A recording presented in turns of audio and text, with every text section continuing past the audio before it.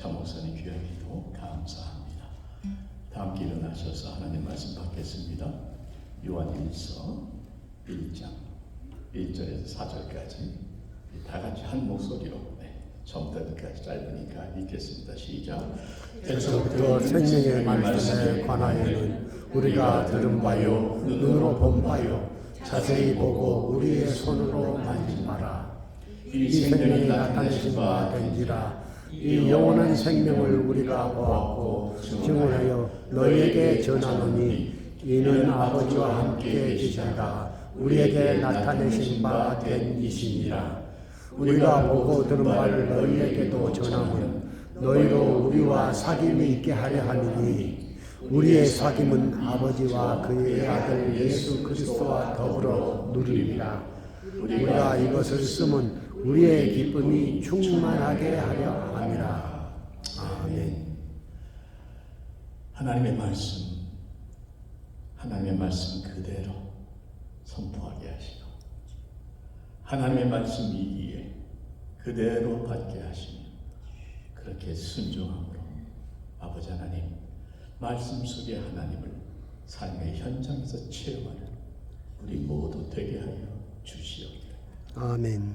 말씀 속에 담겨져 있는 하나님의 마음, 내 마음속에 깊이 담는 시간이 되게 하여 주시옵기를. 사랑하는 예수님의 이름으로 기도하옵나이다. 아멘. 앉아주시면 감사하겠습니다. 모든 목회자분들이 다 그렇게 애를 쓰시지만 저도 나름대로 주님이 맡겨주신 양떼들을 잘 돌보느라고 한 30년 나름대로 최선을 다했다고 생각을 합니다. 풍성한 말씀의 꼴을 먹이려고 애썼고 또 늘 사랑으로 기도로 그들을 돌보려고 많이 애를 썼습니다.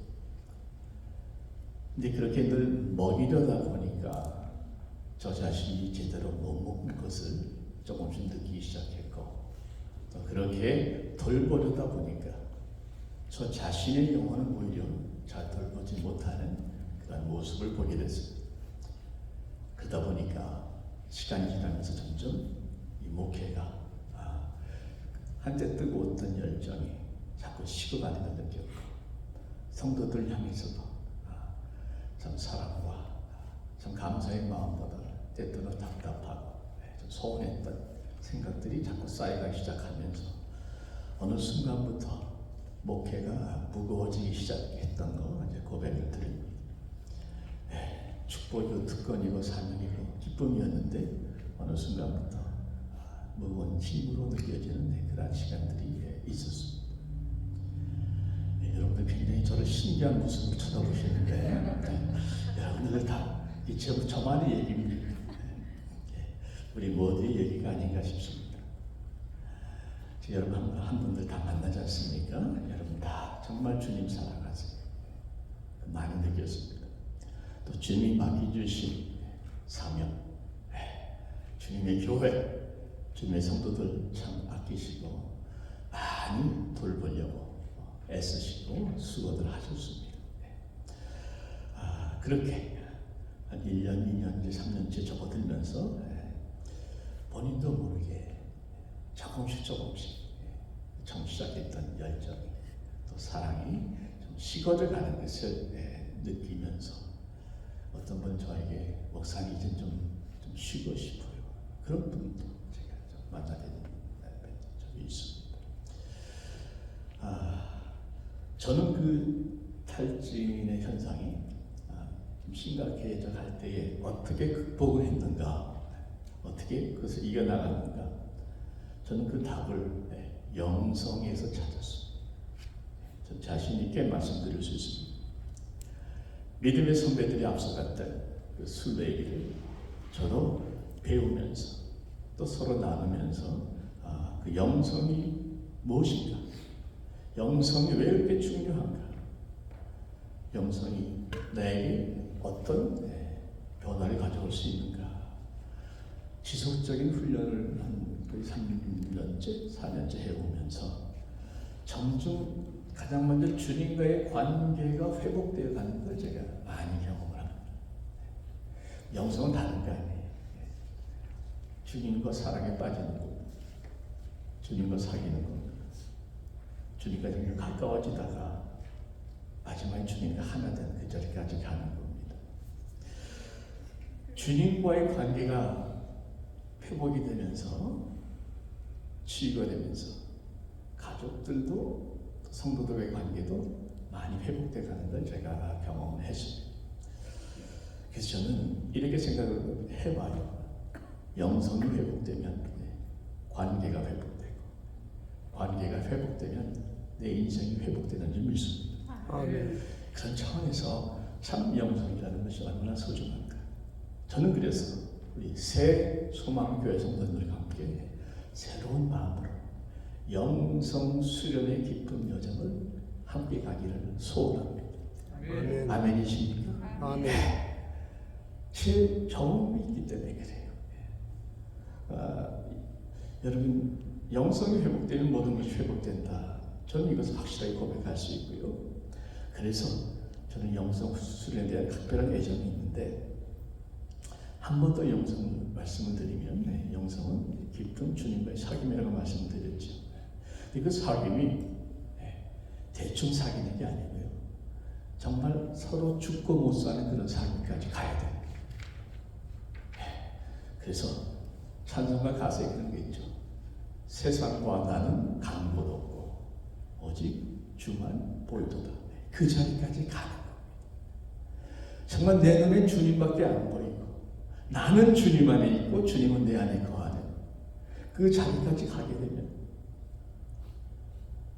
날마다 하루가 설레게 되고 오늘도 주님과 동행하면서 어떤 일을 함께 나눌 수 있을까 기대가 되고 심지어 감히 말씀드릴 수 있는 것은 순간순간이 황홀해질 수 있는 그 자리까지 갈 수 있다고 제가 간다는 게 아니라 갈 수 있다고 저는 믿기 때문에 그 영성 훈련을 붙들고 계속해서 저는 주님으로 날까지 갈 거예요.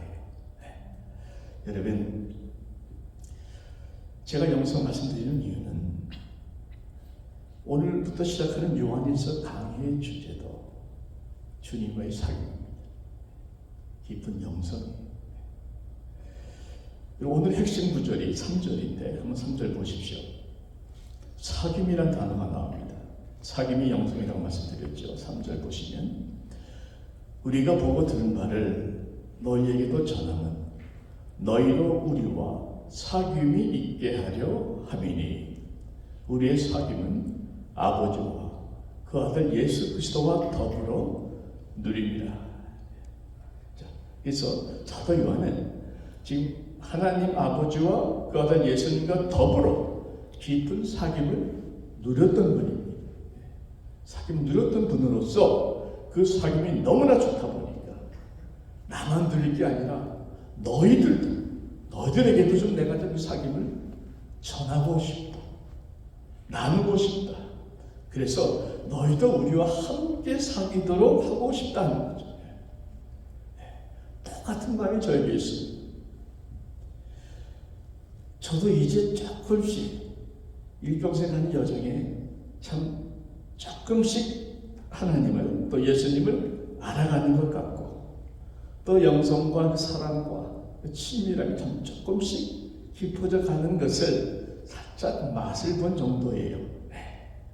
그런데 맛만 봤는데도 너무나 좋다 보니까 앞으로의 날이 굉장히 기대가 되면서 왜 이 좋은 길을 내가 혼자 가야 되겠나, 어떻게 하든지 한 분의 성도님이라도 더 함께 갔으면 좋겠다. 하나님과의 사귐, 예수님과의 사귐, 그리고 여러분과 함께 가는 사귐의 여정을 저는 간절히 바라기에 오늘 이 자리에서 여러분들에게 제 마음을 전하는 것입니다. 우리 주님도 똑같은 마음인 줄 믿습니다. 여러분도 똑같은 마음인 줄 믿으시면 아멘. 함께 가시기를 부탁을 드립니다. 늘 말씀드리죠. 빨리 가려면 혼자 가면 돼요. 멀리 가려면 함께 가야 됩니다. 신앙의 여정 함께 가십시다. 자, 그래서 오늘은 첫 시간이기 때문에 요한일서에 좀 소개 차원에서 배경이나 이런 거 조금 말씀 좀 드릴게요. 요한일서는 누가 썼을까요? 네. 요한이 썼습니다. 네. 당연히 요한인데 사도 요한이 약 20년에 걸쳐서 성경에 5권의 책을 썼습니다. 아시죠? 네. 요한복음. 이거 너무 쉬운 게 이름이 들어가 있는데 요한복음, 요한일서, 요한삼서, 요한계시록. 네. 그래서 이건 순서대로 썼어요. 20년 텀을 두고 썼는데 20년 큰 차이가 없으니까 그 배경이 대략 비슷합니다. 근데 이 배경을 아는 것이 상당히 중요한 것이 그 성경이 쓰여진 배경을 알면 그 시대의 입시적인 그림이 그려져요. 마치 흑백 TV를 보다가 칼라 TV를 보는 것 같은 그런 참 선명함이 있기 때문에 말씀을 좀 드리겠습니다. 이 본서가 쓰여진 것은 당시 교회가 처음 시작된 것이 오순절 때죠. 성령이 강림하면서 베드로가 말씀을 선포했을 때 3,000명이 회개하면서 초대교회가 시작이 됐습니다. 초대교회가 시작이 된 후에 약 50년이 흐른 후에 쓴 책이 요한일서입니다. 50년 정도가 흐른 거죠. 우리 게 3년 됐죠. 이게 50년 후에 썼다고 생각해 보시면 되는 거죠. 그 당시에 50년이 지나면서 이 초대교회는 상당히 큰 어려움을 겪고 있었습니다. 두 가지인데 안팎으로 하나는 외부에서 오는 핍박과 환란이 있었고 또 하나는 내부에서 오는 이단 내 갈등과 혼란과 분열이 있었습니다. 그러니까 안팎으로 좀 어려운 외부적으로 아주 극심한 박해가 있었습니다. 그 당시 요한일서 썼을 적에 로마의 황제 이름이 도미티아누스입니다. 도미티아누스인데 이 도미티아누스의 형이 디도 장군이었습니다. 디도가 누구냐? 예루살렘 성을 완전히 파괴시키고 멸망시킨 로마의 장군이 디도예요. 이게 완전히 유대인들 싫어하는 대표적인 케이스죠. 이 도미티아누스는 자기 자신을 신이라고 강제로 우기면서 황제 숭배를 강요했던 사람입니다. 자, 여호와 하나님만이 유일한 신으로 믿는 저희나 초대교회 성도들이 어떻게 황제를 우상 숭배로 신이라고 섬길 수 있겠습니까? 우리 민족 그래서 초대교회 성도는 우리 민족 우리도 그런데 그들도 그랬어요. 네. 갑자기 내가 저희 신서참가 생각이 나가지고 자, 그래서 황제 숭배를 거부하니까 엄청난 핍박이 오기 시작을 한 거죠. 이 기독교인들 핍박한 황제는 대표적인 인물, 여러분 기억하는 인물이 첫째가 네로일 겁니다. 근데 네로는 사실 즉흥적인 핍박이었어요. 그리고 그 당초 로마의 크리스천들을 중심으로 한 지역적인 핍박이었습니다. 근데 이 도미티니우스는 아주 체계적으로 또 더 잔인하게 더 넓은 소아시아 지역까지 핍박과 박해를 했던 사람입니다. 그래서 그 핍박을 했던 두 황제는 결국 네로는 자살을 했고 도미티아누스는 자기 아내와 자기 부하들에 의해서 죽임을 당합니다. 역시 주님의 교회를 핍박한 자들의 말로는 늘 그렇게 비참하고 끔찍한 최후가 되는 것을 역사가 증명하고 있습니다. 그런데 그 박해를 받고 있는 초대 기독교 교인들은 얼마나 힘들었겠습니까? 그야말로 고통의 눈물과 순교의 피를 흘렸습니다. 이 상징적인 의미가 아니라 실제로 많은 눈물과 피를 흘렸죠. 어느 날 우리는 그들의 눈물과 피가 오늘날 교회에 밑거름이 되고 있다는 것을 잊지 않았으면 좋겠습니다. 이런 말이 있습니다. 기독교는 순교자의 피를 먹고 자란다. 이 참 듣기에 좋은 말이 아니고요. 실제로 기독교 역사가 그렇습니다. 순교자들의 피가 있었기에 그 피를 먹고 많은 성도들의 믿음이 자라기 시작을 한 겁니다. 우리 손에 성경책이 들려지기까지 얼마나 많은 피가 흘리는지 여러분 모르십니다. 또 이렇게 자연스럽게 예배를 드리기까지 얼마나 많은 순교자들이 있었는가 여러분들 기억하셔야 될 줄로 압니다. 중요한 것은 그 순교자들의 피가 흘려졌을 뿐만 아니라 그 순교자의 피는 지금도 식지 않고 여전히 흐르고 있다는 거죠. 전 세계 기독교 인구가 약 20억 잡습니다. 20억 중에서 주로 공산권, 중동권, 머슬림권, 아프리카도 심합니다. 인도도 심합니다. 아시아 쪽도 상당히 심합니다. 중국 점점 더 심해지고 있습니다. 북한은 말하거든요. 이 피법한 국가들이 전체 20억 중에 정말 목숨을 걸고 믿어야 되는 환경에 있는 사람들이 7분의 1. 7명 중에 1명은 지금 목숨을 걸고 예수를 믿고 있는 거예요. 이것이 숫자만의 얘기가 아니고 실제 현상인 거 여러분 뉴스에서 종종 보실 겁니다. 정말 그들은 남들의 눈에 띄면 운명이 달라지기 때문에 지하에서 동굴에서 산속 깊은 곳에서 아무도 보지 못하도록 몇 시간을 걸어가서 그 밤에 모여서 비밀리 예배를 드립니다. 발각되면 감옥행위, 잘못하면 죽습니다. 그야말로 목숨을 걸고 드리는 예배. 여러분 그런 예배 하나님이 안 받으시겠습니까? 그분들이 그렇게까지 목숨 걸을 수 있었던 이유 예배 가운데 임한 하나님의 임재와 능력과 이사와 기적과 영광이 너무나 황홀했기에 그들은 목숨을 걸고라도 예배를 놓치지 못했던 겁니다. 여러분 우리 예배도 좀 그랬으면 좋겠습니다. 할렐루야. 아멘. 여러분 내가 은혜 받지 못하면 내가 예배 가운데 하나님 만나지 못하면 성령의 임재가 이 예배 가운데 떠나버린다. 그러면 내 심령은 마를 수밖에 없고 강팍해질 수밖에 없고 그래서 내가 목이 마르고 배가 고파서 내 심령이 점점 시들어져 가다가 말라 죽을 수밖에 없다. 그러니까 절박한 심령 예배를 사모하시고 준비하시고 붙드시게 한다면 하나님께서 여러분들이 그 간절한 갈구를 보시고 갈망하는 심령을 찾는 하나님께서 우리들에게도 은혜 주실 줄 믿습니다. 심령이 가난한 자가 천국을 누린다고 말씀하잖아요. 여러분 하나님께서 가장 강력하게 역사하시는 바로 그 자리는 예배 자리거든요. 예배 때마다 그렇게 정말 순교의 예배의 심정, 목숨 거는 예배의 심정 함께 예배 드릴 때에 우리 세상교회는 하나님께서 역사하시는 교회가 될 줄로 믿습니다. 아멘. 저희가 외적인 박해 못지않게 내적인 공격이 있었는데 바로 이단인데요. 이름이 영지주의라고 아마 앞으로 좀 말씀을 좀 해드리겠습니다. 영지주의.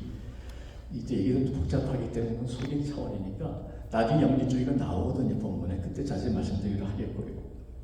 일단 그 영지주의라는 것이 굉장히 성도들에게 신앙의 뿌리를 흔드는 아주 혼동스럽고 간교하다 할까 참 사탄의 거짓된 가르침이죠.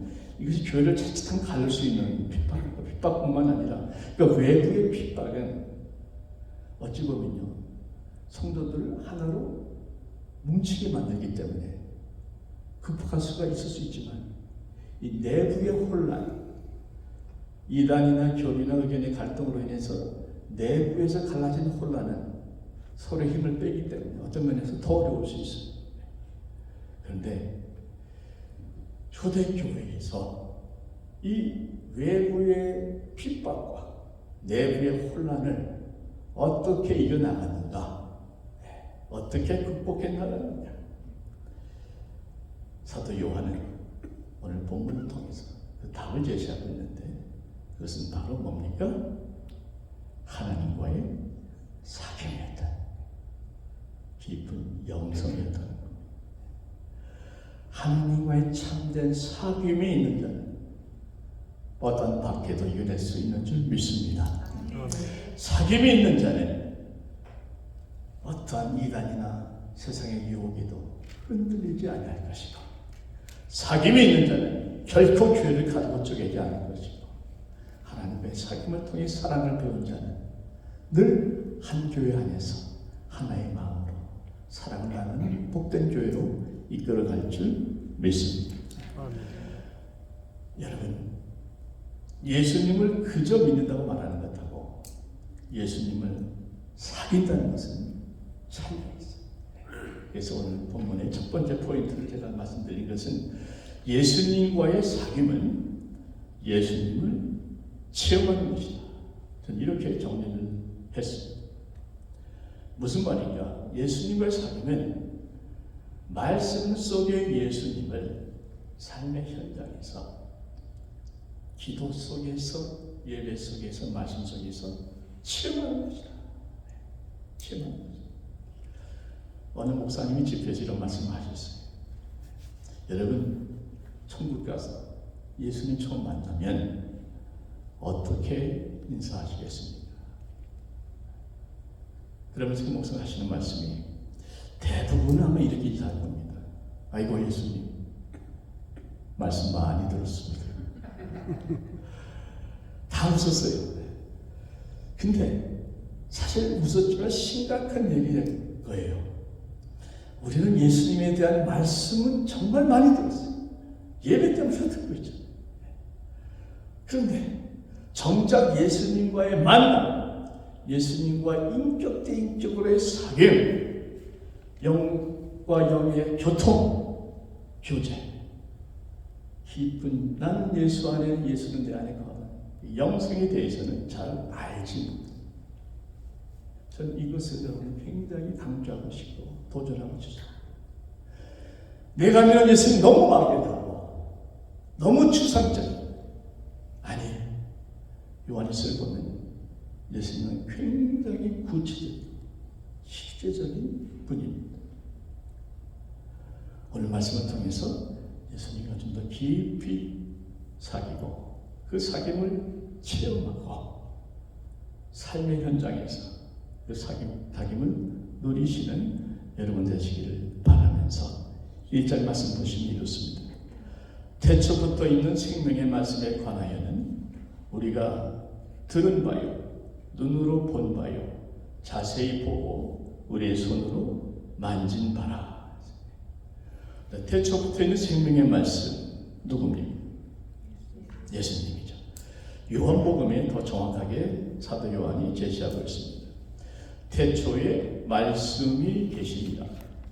이 말씀이 하나님과 함께 계셨으니 이 말씀은 곧 하나님이십니다. 태초부터 있는 생명의 말씀, 하나님과 함께 계셨던 곧 하나님이신 그분은 바로 예수님이시죠. 자, 참고로 여러분께 요한계시록 19장에 나오는 재림하신 예수님 모습 소개해드리고 싶어요. 왜냐하면 그 재림하신 예수님의 이름도 하나님 말씀입니다. 계시록 19장에 보시면 예수님이 이 땅에 재림하시는데, 예수님 처음에 2000년 전에 이 땅에 구세주로 오셨죠.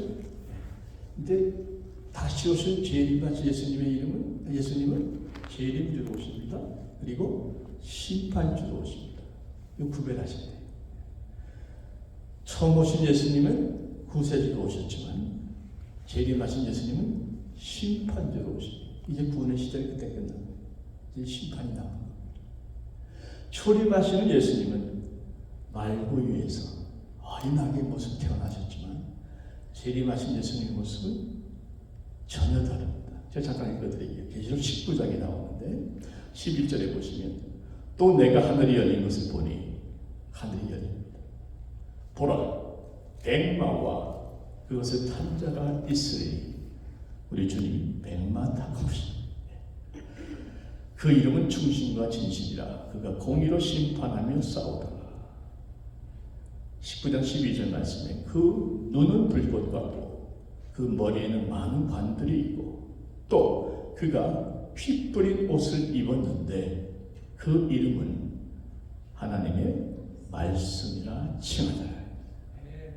그러니까 하나님의 말씀, 예수님을 상징하고 예수님을 가르친다는 것을 확실하게 알 수가 있는 것이죠. 자, 대초된 생명의 말씀에 관하여는 우리가 들은 바요, 눈으로 본 바요, 자세히 보고 우리의 손으로 만진 바라 그랬어요. 요한은 주님을 직접 눈으로 보고 듣고 만졌다고 고백합니다. 다시 말씀드려요. 주님은 환상적인, 추상적인, 영적인 존재만이 아니라 직접 우리가 볼 수 있는, 들을 수 있는 실제적인 존재라는 말씀입니다. 요한만 들었습니다. 우리도 들을 줄 믿습니다. 믿는 우리도 예수님의 음성 들을 수 있습니다. 아멘 하십시다. 그래서 저는요, 예수님의 음성을 들었다는 분들의 간절을 무시하지 않습니다.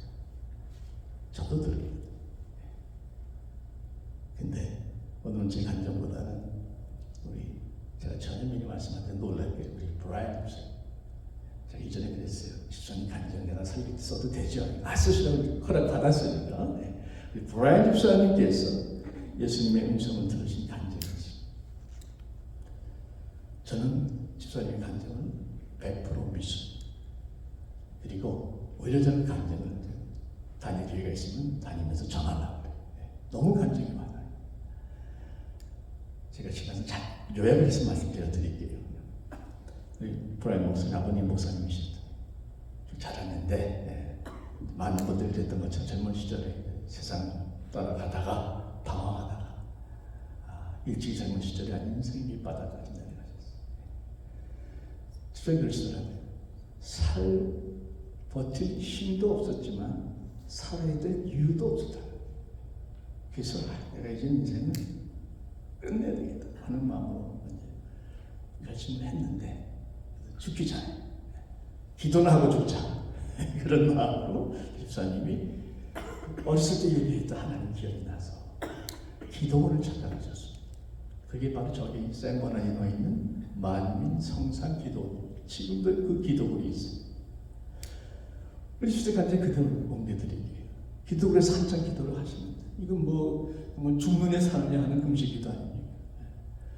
근데 며칠 전간 제가 다 기억은 안 났는데 며칠째 기억나세요? 3일째. 지금 3일 만에 좀 역사를 많이 하시네요. 4일째 갑자기 그 불이 확 비시면서 정말 햇빛보다 훨씬 더 환해지시면서 주님의 음성을 확실하게 들으셨는데 이 파트만 제가 집사님께 마이크를 드리겠습니다. 직접 집사님 주님께서 하신 말씀을 그대로 한번 기억나는 대로 마이크에 한번 해주시면 좋으실 것 같아요. 제가 옮기는 것보다. 뭐라 말씀하셨습니까? 주님께서 너는 죽을 필요가 없다. 내가 대신 죽었잖니. 제 이름을 부르시면서 저는 하나님을 보여달라 그랬는데 그동안 살아온 삶을 쭉 보여주시면서 회개를 하니까 음성을 들려주시기를 너는 죽을 필요가 없다. 내가 대신 죽었잖니. 복천아 너는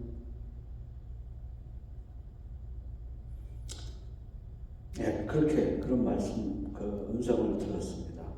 조용한 음성으로. 여러분 믿으십니까? 아멘.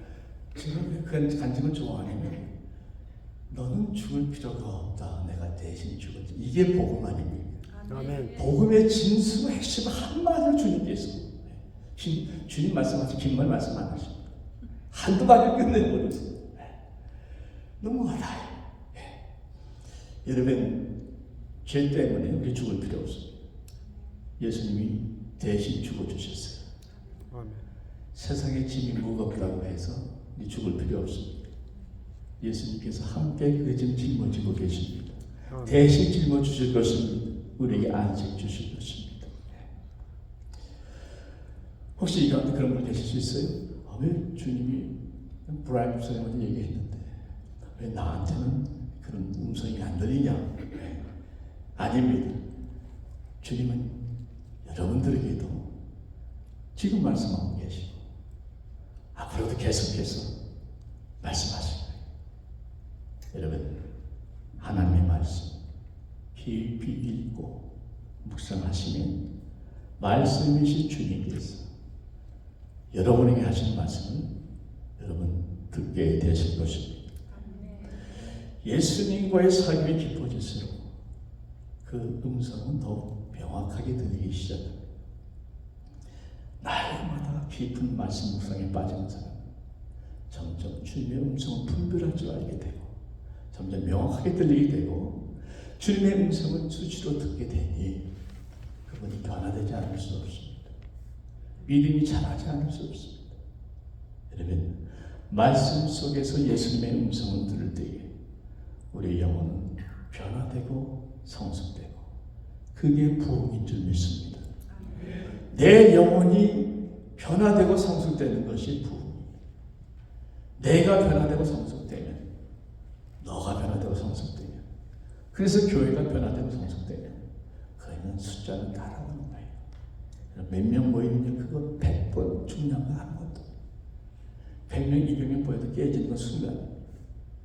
그게 중요한 게 아니고 각자의 영혼이 변화되고 성숙되는 것이 부흥인 줄 믿으시고 나부터 먼저 은혜 받으시기를 축복합니다. 아멘. 그래요. 자, 그래서 두 번째로, 첫째는 예수님의 사귐은 예수님을 체험하는 거죠. 예수님의 음성을 말씀 중에 듣는 것이. 두 번째로, 예수님과의 사귐은 영원한 생명을 누리게 한다. 이전 말씀 보시면 이 생명이 나타나신 바가 된지라 이 영원한 생명을 우리가 보았고 증언하여 너희에게 전하노니. 자, 예수님을 생명의 말씀이라 불렀던 요한이 지금 예수님을 가리켜서 영원한 생명이라 이렇게 말씀하세요. 그 영원한 생명이신 예수님의 말씀을 우리가 듣고 믿으면 우리도 영원한 생명을 얻습니다. 노트에 있죠. 내가 진실로 너에게 이르노니 내 말을 듣고 또 나 보내신 이를 믿는 자는, 예수의 말씀을 듣고 하나님을 믿는 자는 그 다음 뭡니까? 영생을 얻었고. 이게 중요해요. 영생을 얻을 것이고가 아니고 나중에 천국 가서 영생을 누릴 것이고가 아니라 영생을 얻었고 하는 것은 원어로 보면요, 현재입니다. 이미 영생을 받았다는 거예요. 영어로도 그렇습니다. Whoever hears my word and believes him who sent me will have가 아니에요. has eternal life. 이미 가졌다는 거예요. 그러니까 영생은 죽은 후에 그 천국에서 누리는 영원한 생명이 포함되지만 그것만이 아니라 영생은 우리가 예수를 믿는 순간에 이미 우리 안에서 시작되었다는 것입니다. 그래서 주님은 영생의 의미를 조금 더 확장해서 이렇게 말씀하죠. 잘 아시는 말씀입니다만 17장 3절에 3절 요한복음, 영생은 곧 유일하신 참 하나님과 그가 보내신 자 예수 그리스도를 아는 것이니라 그랬어요. 하나님과 예수를 아는 것이 영생이라고 말씀하십니다. 그러니까 영생이라는 것은 시간적인 개념이 아니라 관계적인 개념. 이 시간 현재 주님과 사귀면서 그분을 알아가면서 누리는 삶, 주님의 친밀한 사귐 속에서 누리는 황홀하고 가슴 뛰는 하루하루의 삶, 이게 영생. 아멘. 그래서 영생은 머리로 아는 지식이 아니라 가슴으로 느끼는 사랑이요, 친밀한 사귐입니다. 여러분, 영생을 누린다는 것은 주님과 순간순간마다 행복하게 교통하고 교제하고 살아가 나누는 것이 바로 영생입니다. 그것은 지금 이 땅에서 이 시간부터 얼마든지 여러분이 누릴 수 있는 것이라고 성경은 말씀하고 있습니다. 예수님이 당신 안에 계시는데 왜 그 예수님을 못 누리고 사십니까? 왜 꼭 그 예수님 멀리 하늘에 있는 분처럼 멀찌감치 바라보는 삶을 살고 계세요? 당신 안에 계신 예수님 날마다 만나시기를 축복합니다. 음성을 들으시길 축복합니다. 교통하시기를 바랍니다. 그분의 마음이 내 마음에 와닿고 내 마음에 그 기쁜 것이 아픔과 상처가 그 주님의 마음속에 녹아들 때 여러분 하루하루가 이 땅에서 하늘을 누릴 수 있는 복된 날들이 될 줄로 믿습니다. 하나님의 나라는 너희 안에 있느니라. 영생을 누리는 사람, 이미 하나님 나라를 누리고 사는 사람들이죠. 그 사귐에 많은 축복과 열매가 있는데 그 대표적인 것이 기쁨. 그 말씀이 4절에 나와요. 우리가 여기서 쓰면 우리의 기쁨이 충만하게 하려 합니다. 그래서 세 번째로 예수님과의 사귐은 충만한 기쁨을 누리게 한다. 영원한 생명을 누리게 한다. 충만한 기쁨을 누리게 한다. 성경이 기쁨을 굉장히 강조합니다. 저도 제 강조하는 이유는 성경이 강조하기 때문에. 예수님 믿는 거 너무 힘들게 믿지 마세요. 사명, 충성, 순교, 헌신, 해야 될 십자가 맞습니다. 근데 주님은 십자가 지나가셨지만 그 이후에는 기쁨을 바라보셨다고 얘기하셨어요. 여러분 십자가의 길도 주님과 함께 가면 기쁠 줄 믿습니다. 그래서 오늘 보시면 요한복음 17장 13절에 보시면요, 지금 내가 아버지께로 가오니 내가 세상에 이 말을 하옵는 것은, 그러니까 주님이 제자들에게 이 세상에서 말씀을 하옵는 것은 그들로 내 기쁨을 그들 안에 충만히 가지게 하려 함이니라. 그러니까 주께서 말씀을 주신 것은 우리들로 하여금 누구의 기쁨? 내 기쁨, 주님의 기쁨을 우리 안에 충만하게 하시기 위해서 말씀을 주셨다. 그러니까 주님의 말씀은 단순한 교훈이 아니라 믿는 우리에게는 기쁨을 심어주는 생명의 말씀입니다. 그래서 말씀을 깊이 묵상하면 내 마음속에 많은 은혜가 있는데 그 중에 하나가 기쁨입니다. 여러분 그런 거 있잖아요. 정말 맛있고 건강한 음식을 먹으면 흡족하고 기쁘잖아요. 정말 내 영혼에 꼭 필요한 영혼의 양식을 맛있게 먹으면 내 심령이 기쁨을 누리게 되는 것이죠. 그렇게 주님과 사귀다 보면 그 시간이 기쁘고 좋고 주님과 깊이 묵상하면서 교통하다 보면 기도가 저절로 나오고 있어요. 특히 말씀 묵상을 깊이 들어가면요, 어느 순간부터 주님 이 말씀이 나에게도 임하여 주옵소서, 이 말씀대로 내게도 이루어 주옵소서, 이 기도가 저절로 나와요. 말씀이 너무 좋거든요. 이 말씀이 나한테는 안 이루어집니다. 그러니까 주님 이 말씀을 이루어 주옵소서 기도를 한단 말이죠. 잘 들으십시오. 말씀대로 구하는 기도는 말씀대로 응답받습니다. 내가 원하는 기도가 아니라 말씀대로 이루어달라는 기도는 말씀대로 이루어 주세요. 그리고 그럴 때 우리의 기쁨이 더욱 충만해지는 것이 16장 24절 요한복음에 나오죠. 지금까지 너희가 내 이름으로 아무것도 구하지 아니하였으나 구하라 그리하면 받으리니 뭡니까? 너희 기쁨이 충만하리라. 기쁨이 충만. 하나 더 말씀드립니다. 주님과의 사귐이 깊어질수록 우리는 기도를 통해서 응답을 경험하고 더 나아가서 주님의 임재를 경험합니다. 주님의 임재가 분명히 있어요. 그런데 주님의 임재에 따라오는 것이 기쁨. 그럼 암송했죠 우리가? 시편 말씀 한 번 더 할까요? 주께서 시작. 주께서 생명의 길을 내게 보이시나니 주의 앞에는 충만한 기쁨이 있고 주의 오른편에는 영원한 즐거움이 있나이다. 주님이 임하시면 그 앞에는 충만한 기쁨, 주의 오른편에는 영원한 즐거움. 기쁨 속에 녹아지는 은혜가 있다 하는 것을. 그래서 기뻐 충만한 예배드리면 마음이 그렇게 좋을 수가 없어요. 왜? 주님의 임재가 있는 곳에 주님의 기쁨이 따라오기 때문에 그렇습니다. 말씀을 믿겠습니다. 주님과 날마다 더 깊은 사귐을 누리시기를 축복합니다. 그 사귐을 통해서 말씀 속의 주님을 삶의 현장에서 체험하시기를 축복합니다.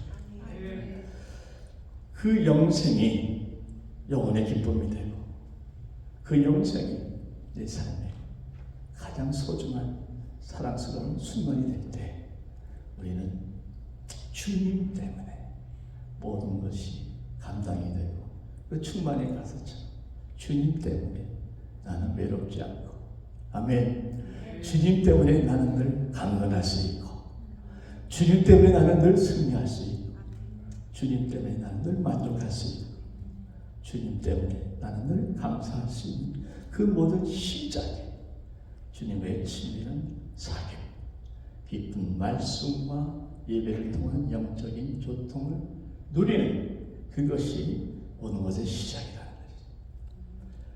결코 하루 이틀 만에 이루어지는 것은 아닙니다. 분명히 말씀드립니다. 결국은 내 마음의 싸움이거든요. 일평생 사모하면서 나아가야 되는 길이에요. 그러나 그 영성의 여정을 훈련을 포기하지 않고 꾸준하게 지속하는 한 언젠가는 정말 나는 예수 안에 예수는 내 안에 거하는 놀라운 영적인 은혜와 체험 하나님의 나라를 온전하게 누리는 그 순간이 이 땅에서 하늘을 누리는 그 순간이 반드시 오게 되어 있습니다.